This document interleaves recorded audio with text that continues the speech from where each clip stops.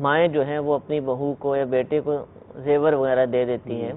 کہ یہ جو بچہ پیدا ہونے والا ہے، ابھی پیدا نہیں ہوا، یہ اس کے لیے میں نے آپ کو دے دیا ہے، یا کچھ رقم دے دیتی ہیں کہ بھئی یہ جب پیدا ہوگا تو اس پر خرچ کرنا،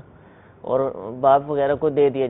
جاتا ہے، تو اس رقم پر یا اس زیور پر زکوٰۃ وغیرہ ہوگی تو کس پر ہوگی؟ دیکھیں ابھی تو جو شخص جو ہے وہ دنیا میں آیا ہی نہیں ہے، جو بچہ دنیا میں آیا ہی نہیں ہے، تو اس کے لیے تو تملیک نہیں ہو سکتی کہ اس کو ہبہ کیا جائے۔ وہ یوں ہے کہ اس کو جو ہے وہ وکیل بنایا ہے کہ آپ جو ہے وہ اس کو وہاں پر خرچ کرنا۔ تو اب اگر یہاں پر جو ہے وہ دادی نے اپنے بیٹے کو یا بیٹی کو یا بہو کو جو ہے وہ مالک بنا دیا ہے کہ تم اس کی مالک ہو، تو اس صورت کے اندر زکوٰۃ جو ہے وہ انہی پر لازم ہوگی۔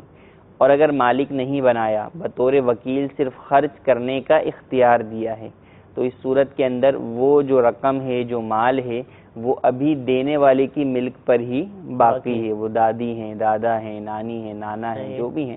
تو وہ ان کی ملک پر باقی ہے۔ تو اب اس صورت کے اندر اس کے اوپر زکوٰۃ کے اعتبار سے حکم اس کا ہوگا جس کی ملکیت باقی ہے۔ تو اب اس میں یہ بھی ہے کہ اگر جو ہے وہ خدا نہ خواستہ